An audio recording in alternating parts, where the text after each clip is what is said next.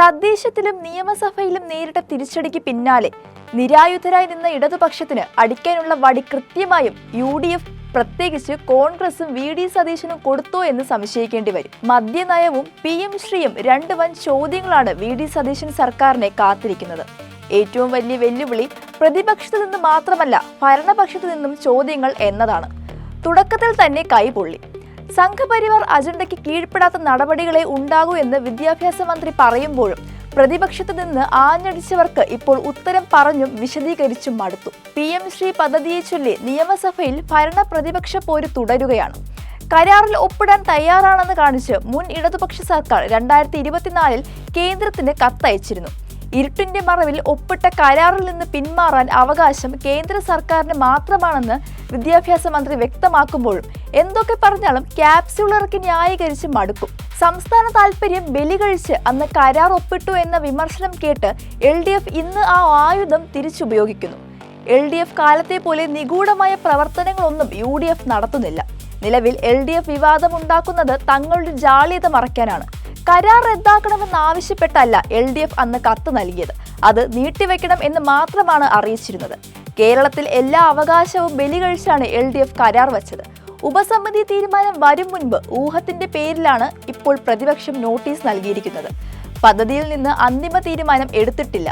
May 8 കാവൽ സർക്കാരിന്റെ കാലത്താണ് കേന്ദ്രത്തിന് കത്ത് വന്നത്. സംഘപരിവാർ അജണ്ടയ്ക്ക് കീഴ്പ്പെടാത്ത നടപടികളെ സർക്കാരിന്റെ ഭാഗത്തു നിന്ന് ഉണ്ടാകൂ എന്ന് വിദ്യാഭ്യാസ മന്ത്രി അറിയിച്ചു. അധികാരത്തിൽ വന്നപ്പോൾ പദ്ധതി എവിടെയോ ഒഴുക്കിക്കളയുമെന്ന് പറഞ്ഞില്ലേ എന്ന് പ്രതിപക്ഷ നേതാവ് പിണറായി വിജയൻ ചോദിച്ചു. എന്തേ ഇപ്പോൾ ഒഴുക്കാൻ തയ്യാറാകാത്തത്? അധികാരത്തിൽ വന്നൊരു മാസത്തിനകം അതുവരെ ഉണ്ടായിരുന്ന നിലപാടെല്ലാം മാറി.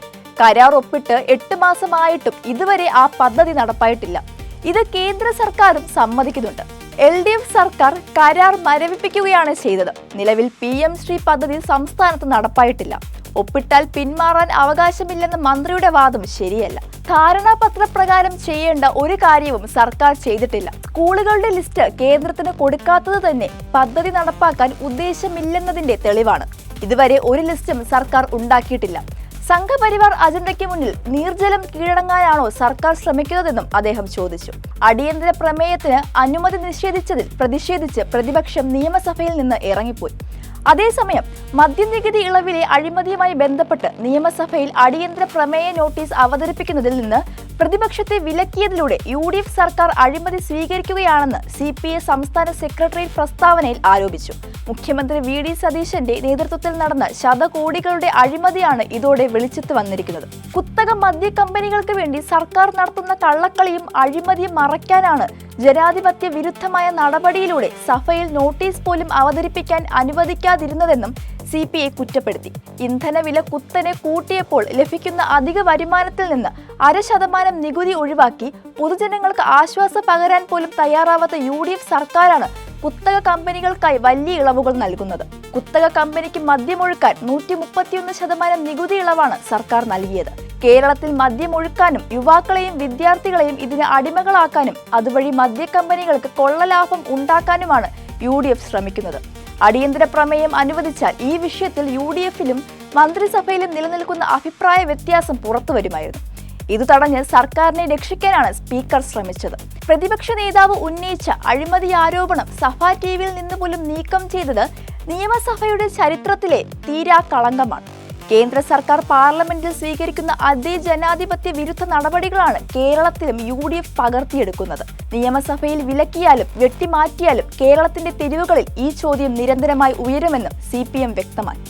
LDF സർക്കാരിന്റെ കാലത്ത് പ്രധാനപ്പെട്ട വിഷയങ്ങളിലെല്ലാം അടിയന്തര പ്രമേയങ്ങൾ സഭ നിർത്തിവെച്ച് ചർച്ച ചെയ്ത പാരമ്പര്യമുണ്ട്. എന്നാൽ ചർച്ചകളിൽ നിന്ന് ഒളിച്ചോടിയ UDF രാജ്യത്തിനാകമാനം മാതൃകയായ കേരളത്തിന്റെ ജനാധിപത്യ സംസ്കാരത്തെ തകർക്കുകയാണ് ചെയ്തത്. അധികാരം ഏറ്റെടുത്ത് 1.5 മാസത്തിനുള്ളിൽ തന്നെ UDF സർക്കാർ അഴിമതിയുടെ കൂടാരമായി മാറിയിരിക്കുകയാണ്. ബജറ്റ് പോലും കുത്തകകൾക്കുള്ള പരവതാനിയാക്കി മാറ്റുന്ന നടപടിയാണ് മുഖ്യമന്ത്രിയുടെ നേതൃത്വത്തിൽ നടക്കുന്നത്. കേന്ദ്ര സർക്കാർ മുന്നോട്ട് വയ്ക്കുന്ന കോർപ്പറേറ്റ് ഹിന്ദുത്വ അജണ്ടകൾ സംസ്ഥാനത്ത് നടപ്പിലാക്കുന്നതിനുള്ള വഴി വെട്ടുകയാണ് UDF സർക്കാർ എന്ന് വ്യക്തമായിരിക്കുകയാണെന്നും നാടിന്റെ നേട്ടങ്ങളെ തകർക്കുന്ന ഇത്തരം നടപടികളെ ജനങ്ങൾ തിരിച്ചറിയണമെന്നും CPM സംസ്ഥാന സെക്രട്ടേറിയറ്റ് ആഹ്വാനം ചെയ്തു.